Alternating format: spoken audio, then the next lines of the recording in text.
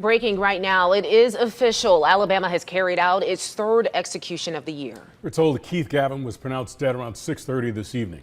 He was sentenced to death for the robbery attempt at an ATM that killed a delivery driver in 1998. It was the kind of quiet Friday evening that promised rest after a long week. William Bill Clayton Jr. was heading home from work in the small town of Center, Alabama, a place where most people still left their doors unlocked and everyone knew everyone. Bill was 37, a delivery driver, a husband, and a man whose life revolved around family, faith, and routine. His wife expected him home for dinner just like any other night. Before driving back, he made one last stop at a local bank's ATM. He wanted to withdraw some cash so he and his wife could go out the next day. A simple plan, the kind that fills an ordinary life with quiet happiness. Surveillance footage would later show him parking his red truck, stepping out in his work clothes, and walking calmly toward the machine. The time was just after 9 p.m. What no one knew then was that two men were nearby, watching. Keith Gavin and his cousin Quentin had spent the evening driving around, restless and broke. Gavin, recently released from prison, carried a gun. Their paths crossed Bill's by sheer fatal chance. In the still air of that small-town night, the faint sound of crickets mixed with the hum of passing cars. Bill inserted his card, unaware that his final moments had already begun counting down. There were no screams, no warnings, just the flash of violence that ended a good man's life before he even understood what was happening. Minutes later, his truck sat idling, engine running, the ATM screen still lit. A passerby saw the body and called police. When officers arrived, the scene felt almost frozen. The kind of silence that follows tragedy. Inside Bill's wallet was his card, his cash still untouched. Those who knew him described him as the man who would give you his last dollar. That night, he didn't lose his life over money. He lost it to two men who didn't value it at all. And with that single, senseless act, a chain of events began. One that would stretch over 2 decades and end with an execution. The first call came into Center Police Department just after 9:20 p.m. A passerby reported a man lying on the ground beside his truck at the Regions Bank ATM. Officers arrived within minutes, sirens slicing through the quiet Alabama night. What they found was a scene that made even the most seasoned among them pause. William Bill Clayton Jr. was sprawled beside the driver's door of his red pickup. His engine was still running, headlights pointed toward the empty parking lot. A single shoe was missing, as if he'd tried to move in his final seconds. The glow from the ATM screen still illuminated his wallet, card, and a few folded bills that hadn't been taken. The first responders knew immediately that this wasn't a robbery gone wrong. It was an execution-style killing. They secured the area, taped off the scene, and waited for investigators from the Cherokee County Sheriff's Office and the Alabama Bureau of Investigation. Within an hour, the parking lot was crowded with marked cars and plainclothes detectives photographing every inch of pavement. Shell casings glinted under the harsh light of flashlights, .45 caliber, later confirmed to match a semi-automatic pistol. Tire impressions near the curb suggested the suspects had parked briefly before fleeing.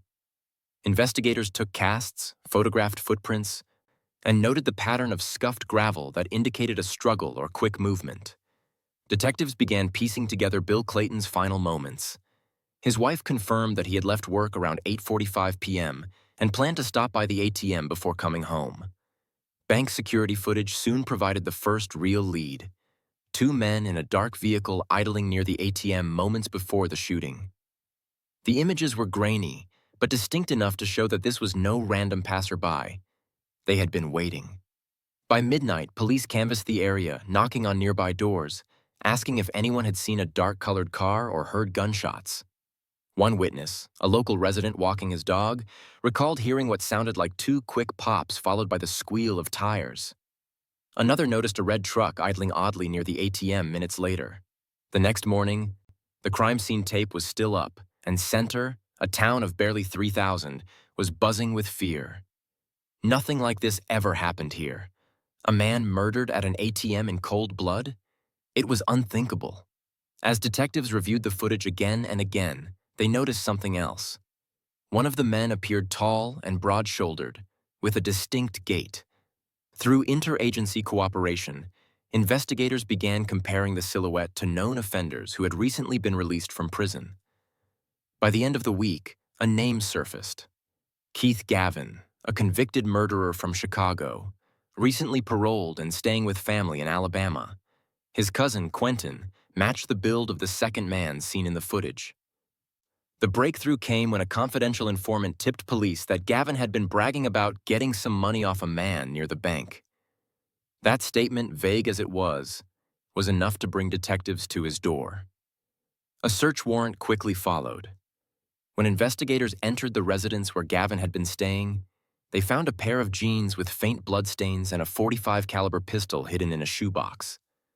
Ballistic testing would later confirm it was the same weapon that killed William Clayton Jr. As evidence mounted, Gavin remained calm, almost detached. He denied everything, claiming he was being framed. But the facts were undeniable. The shell casings, the footprints, the gun, and the witnesses who saw his car leaving the scene. For law enforcement, it was a rare feeling, relief mixed with sorrow. They had their suspect, but it didn't bring Bill Clayton back. His wife, now a widow, sat through every briefing, determined to see justice done. The investigation that began under the flicker of an ATM screen had now taken a definitive turn. The pieces were in place, and a man named Keith Gavin was about to face the full weight of Alabama's justice system. The calm streets of Center would never feel quite the same again. Before his name ever appeared in headlines, before the mugshots and the courtroom, Keith Edmund Gavin was just another boy growing up on the south side of Chicago, a place that could either build you or break you. Born in 1957, he was raised in a neighborhood where opportunity was scarce, and survival meant learning to be hard before you even became a man. Those who knew him as a child remembered a quiet, serious boy who rarely smiled. His mother worked long hours as a domestic helper, and his father was largely absent. The streets filled the gaps that home could not. By the time he reached his teenage years, Keith was already skipping school, running with older boys who lived by a simple rule: take what you can before someone takes it from you. Chicago in the 1960s was a city divided. Unemployment was high, gang violence was constant, and the police were more feared than respected in many neighborhoods. Keith drifted into that world naturally. Small thefts turned into bigger ones, and by his early 20s, he had a reputation for being bold, reckless, and unpredictable. Friends from those days described him as smart but angry, the kind of man who could hold a conversation about anything, then explode at the smallest slight. He never stayed long in one place. He bounced from odd jobs to hustling, always looking for the next quick dollar. Violence became a language he understood, a way to command respect in a world that gave him none. By 1906, Gavin's criminal record was already growing. Assault, robbery, possession of stolen goods. Each arrest seemed to harden him rather than reform him. He served short jail stints that did little more than teach him how to be a better criminal. It was during these early encounters with the justice system that the pattern of his life began to set. A man who could not, or would not, walk away from trouble. In his early 20s, that path reached a deadly point. During a botched robbery in Chicago, a man was shot and killed. Gavin was arrested, charged with murder, and eventually convicted. For that crime, he was sentenced to life in prison. Many thought that would be the end of his story, another young man from the South Side lost to the cycle of violence and incarceration. Inside prison, Gavin earned a reputation as both intelligent and manipulative. He studied law books in the prison library, helping other inmates file appeals. But behind that calm, studious appearance was still a temper that flared without warning. Guards often described him as someone who could turn from polite to dangerous in an instant. After years behind bars, he began to talk about faith and redemption. Those who met him later said he could quote scripture as easily as he could quote the law. But even then, there was something guarded about him, a hardness that time hadn't softened. In 1997, after serving years of his life sentence, Keith Gavin was paroled. Officials believed he had shown signs of rehabilitation. He was older now, in his 40s, and claimed he wanted a fresh start away from Chicago. Alabama offered him that chance, a quiet place, far from the violence of his youth. No one could have known that within a year of his release, his name would once again be tied to murder. Keith Gavin's story was one of contradictions: intelligence wrapped in impulsiveness, charm shadowed by violence, faith tangled with defiance. Understanding his past doesn't excuse what he did later, but it reveals a man who had been walking toward that night at the ATM for most of his life.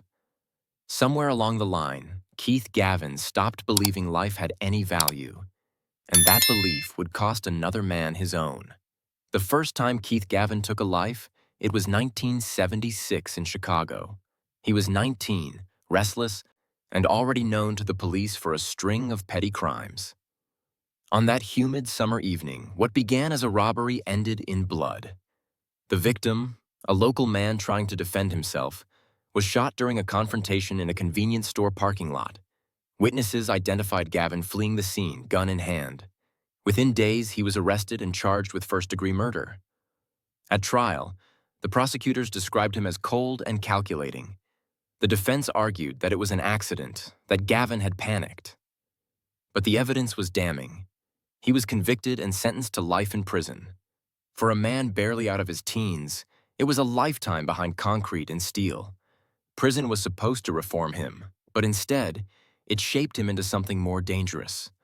Behind bars, Gavin learned discipline, not moral discipline, but survival discipline. He quickly adapted to the hierarchy of the penitentiary system, aligning himself with inmates who offered protection and opportunity. Violence was a form of currency, and Gavin, with his intelligence and quiet aggression, learned how to spend it well. Those who served time with him later recalled that he rarely raised his voice. He didn't need to. He carried himself with the quiet authority of someone who had nothing to lose. He read voraciously, law books, the Bible, anything that could give him leverage or control. By the mid-1980s, Gavin was known among inmates as the man to talk to if you needed help with an appeal or wanted to understand your rights. But behind that sharp legal mind, there was still a streak of violence. He got into several altercations with guards and inmates, often over what seemed like minor slights. In disciplinary reports, officers described him as intelligent but defiant, articulate but manipulative. He could be respectful one minute and threatening the next. Some prison chaplains believed he was changing. He attended Bible study, spoke about redemption, and even wrote letters expressing regret for his crime. Others saw it differently, as calculated behavior from a man who understood how to say the right things when someone was watching. By the early 1990s, Gavin had filed several appeals, arguing that his trial had been unfair. He became skilled at navigating the legal system, using technicalities and paperwork to keep his name in court. Over time, his sentence was reviewed, and due to changes in parole laws and behavior credits, he became eligible for release. In 1997, after more than 2 decades behind bars, Keith Gavin walked out of prison a free man. For the first time since his teenage years, he breathed air without fences. He had spent half his life locked away, and society had changed beyond recognition. But freedom didn't erase the instincts that had defined him. Years of confinement had left him distrustful, impatient, and prone to anger. He had learned how to follow rules when necessary, but not how to live by them. After his release, Gavin didn't return to Chicago. The city held too many memories, too many enemies.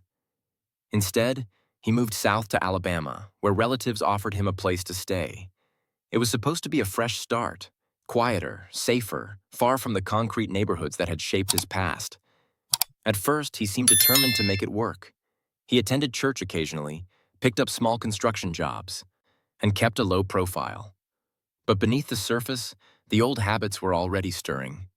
Money was tight, and Gavin had grown used to getting what he wanted through force or manipulation. He began spending time with his younger cousin Quentin, a man in his 20s who looked up to him. Gavin carried himself like someone who had seen it all, and Quentin admired that. Together, they started drifting at night, driving aimlessly, drinking, and talking about fast money. Those who saw Gavin during this period said he was polite but distant, as though he never truly relaxed. He spoke often about the system being rigged, about how prison had taken his youth but not his mind. There was bitterness in his voice, the kind that could easily turn into violence. As months passed, he grew restless. The discipline he had maintained inside the prison walls began to crack. Without structure or supervision, the impulses that once landed him in prison began resurfacing. And then came March 6, 1998, a night that would take him from freedom back into the darkness. When Keith Gavin and Quentin pulled into that parking lot, they weren't looking for a fight. They were looking for opportunity. But for a man who had spent decades surviving by dominance and power, the line between control and chaos was thin. That night at the ATM in the quiet town of Center, Alabama, all the lessons he had learned in prison came together in the worst possible way. Within minutes, a good man was dead, and Keith Gavin's second chance at life was over before it ever began. March 6, 1998 was an ordinary Friday night in Center, Alabama, a quiet town where crime was rare and the rhythm of life moved slow. Around 9 p.m., William Bill Clayton Jr. pulled into the Regions Bank parking lot to withdraw cash before heading home. He had just finished his shift as a delivery driver, and his wife expected him for dinner. What should have been a simple 2-minute stop turned into the final chapter of his life. Across the street, a dark-colored vehicle idled under the faint orange glow of a street lamp. Inside sat Keith Gavin and his cousin Quentin, restless and looking for easy money. Gavin, recently released from prison after a murder conviction in Chicago, carried a .45 caliber pistol, the same gun that had once been his security inside prison walls, now his weapon of choice outside of them. As Clayton approached the ATM, Gavin and Quentin pulled closer. The security footage later reviewed by investigators captured flashes of movement. A man stepping out of a car, another turning suddenly. In seconds, the sound of 2 gunshots shattered the night. Clayton collapsed beside his red truck, mortally wounded. The shooter and his cousin sped off, leaving behind a running engine, an untouched wallet, and a scene that spoke of senseless violence. Police responded within minutes, but by then it was too late. Clayton was gone, and the suspects had vanished into the dark backroads of Cherokee County. Detectives began their work immediately. The shell casings recovered at the scene matched a .45 caliber handgun. Tire impressions showed the car had parked for only a short time before fleeing. Investigators soon obtained the ATM surveillance tape, and although the footage was grainy, it clearly showed 2 men arriving just before the murder. The taller of the 2 had a distinct build, broad shoulders, a slow, deliberate stride. When the footage circulated among local law enforcement, someone recognized the posture. It looked like Keith Gavin, the recently paroled felon who had moved in with family nearby. Tips began coming in. One informant told police that Gavin had been seen with a handgun days earlier. Another claimed he bragged about taking care of business at the ATM. These leads were enough for detectives to secure a search warrant for the house where Gavin had been staying. Inside, they found the .45 caliber pistol hidden inside a shoebox under a bed, along with clothing stained with faint traces of blood. Forensics confirmed what investigators already suspected. The bullet recovered from Clayton's body matched Gavin's gun. When confronted with the evidence, Gavin was calm. He denied being anywhere near the ATM that night. He claimed the weapon wasn't his and that the witnesses were lying. But the evidence spoke louder than words. Ballistics, eyewitness statements, and video footage formed a tight chain around him. Quentin, his younger cousin, was also arrested. In early interviews, he tried to protect Gavin, insisting they had been elsewhere that night. But under pressure, his story changed. He admitted they had driven by the bank and that Gavin had gotten out of the car. "I didn't know he was going to shoot nobody," Quentin reportedly said. Within days, Keith Gavin was charged with capital murder,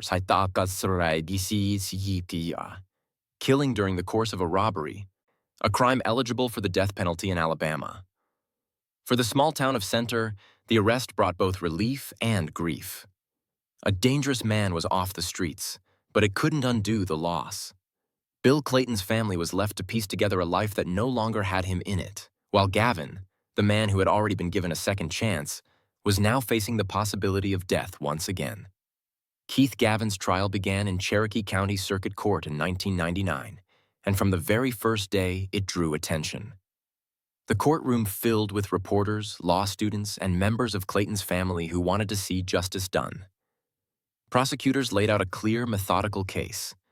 They presented the surveillance video showing Gavin's car, the ballistics report linking his pistol to the fatal shots, and the testimony of his cousin Quentin, who admitted to being present during the murder.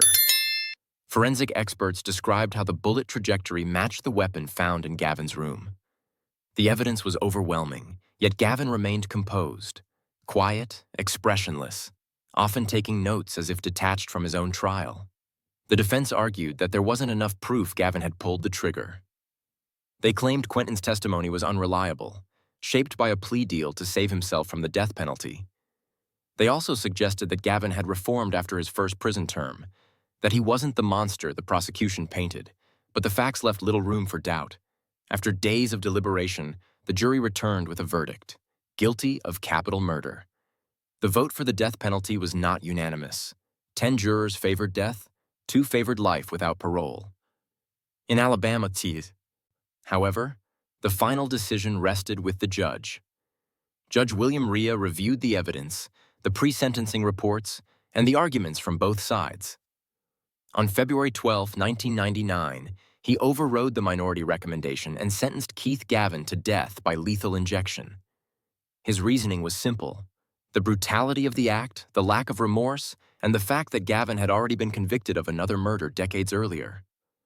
As the words were read aloud, Gavin showed no visible reaction. Behind him, Clayton's widow wept quietly. It had taken less than a year to go from the night of the shooting to the final judgment, a rare speed for a capital case. For many, justice had been served. For others, it marked the beginning of a new, slower process. The appeals, the waiting, and the long shadow of death row. Keith Gavin had once escaped a lifetime sentence. Now he faced the one sentence no one ever walked away from. Following his death sentence in 1999, Keith Gavin was transferred to Holman Correctional Facility in Atmore, Alabama, home to the state's death row and its execution chamber. His world shrank to a 6 by 9 foot cell, a steel bunk, a toilet, and the unending hum of fluorescent lights. Days blurred into one another. There were no more streets to walk, no late-night drives, just time and silence. Like many inmates sentenced to die, Gavin began to write. Letters to his family, to lawyers, and sometimes to complete strangers. His handwriting was neat and deliberate, his words alternating between defiance and reflection. In one letter to his cousin Quentin, who was serving a lesser sentence, Gavin wrote, "They want me gone, but I'm still here. Maybe that's the point, to keep living while they wait for me to die." Over the next 2 decades, Gavin's life became a cycle of appeals and denials. His attorneys challenged his conviction, arguing that key witnesses were unreliable and that his prior murder conviction unfairly influenced the jury. Each appeal climbed the legal ladder, from state courts to federal panels, only to fall back down with the same verdict: sentence affirmed. Time changed him. The once arrogant and defiant man began reading the Bible daily, often quoting verses about redemption and judgment. Fellow inmates described him as quiet, polite, and deeply religious.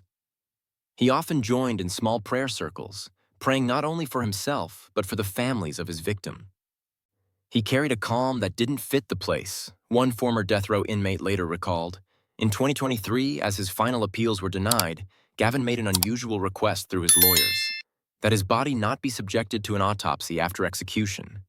He claimed it violated his Muslim faith, which prohibits desecration of the body after death.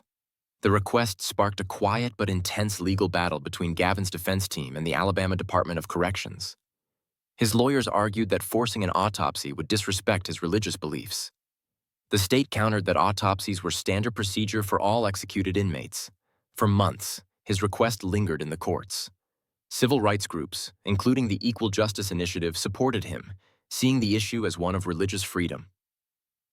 Though the ruling ultimately favored the state, the fight symbolized Gavin's final act of defiance, the right to control what happened to him, even in death. As his execution date approached, Holman's chaplain visited him often. Gavin spoke about his life, the crimes, the wasted years, and the people he hurt. "I was my own downfall," he admitted, "but I found peace here somehow. God had to put me in a cage to make me listen." 26 years after the night at the ATM, the state of Alabama set the date. The final chapter of Keith Gavin's life would be written not by the courts, but by the clock in Holman's death chamber. On February 2nd, 2025, the morning of his execution, Keith Gavin woke early. He had slept little. The prison was unusually quiet, the kind of stillness that hung over Holman every time an execution was scheduled. He spent the morning praying, sitting cross-legged on his bunk with a small Quran open in his hands. Around noon, he was allowed to choose his last meal. He requested fried chicken, mashed potatoes with gravy, cornbread, and a slice of chocolate cake. Simple Southern comfort food. He ate slowly, thanking the guards who brought it. "Tell the kitchen I appreciate it," he said with a faint smile. In the afternoon, he met with his spiritual advisor, an imam from Montgomery. They prayed together for nearly an hour, reciting verses about mercy and forgiveness. When asked if he feared death, Gavin replied quietly, "No, I fear what I wasted." As evening fell, the warden entered his cell and informed him it was time. Gavin stood, nodded, and walked calmly down the narrow corridor lined with steel bars, the last mile. At 6 p.m., he was strapped onto the gurney inside the execution chamber, a small room surrounded by thick glass. Witnesses filed into the viewing area. A few journalists, the victims' relatives, and a chaplain. When the warden asked if he had any final words, Gavin lifted his head slightly and spoke with surprising steadiness. "I can't undo what I did. I took a life, and I hurt a family that never deserved it. I've had a long time to think about that. I'm sorry. I hope God forgives me, and I pray the Claytons find peace." He then whispered a short prayer in Arabic, his voice barely audible through the glass. At 6:28 p.m., the warden signaled for the injection. Within minutes, Gavin's breathing slowed, then stopped. The doctor pronounced him dead at 6:33 p.m. Outside, a light rain had begun to fall. Soft, steady, almost cleansing. For the first time in 26 years, Keith Gavin's long road through courts, cells, and prayers had come to an end. And somewhere in center Alabama, the Clayton family closed their eyes and finally slept without waiting for the next appeal. In the end, the story of Keith Gavin and William Bill Clayton Jr. is a portrait of two men whose lives collided by fate and choice. One, a decent man returning home to his wife. The other, a lost soul shaped by violence and poor decisions. Justice, in its cold precision, did what it was designed to do. It ended a life that had taken another. Yet beyond the courtroom and the execution chamber lies the question that lingers.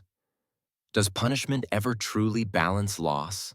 Bill's family carries a wound that time cannot erase. Gavin's death closed a case, but not the pain that started it.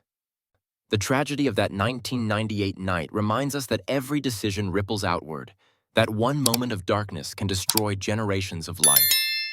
In the quiet after the execution, Alabama returned to its routines. But for those who remember, the lesson remains. Violence never ends with the pull of a trigger.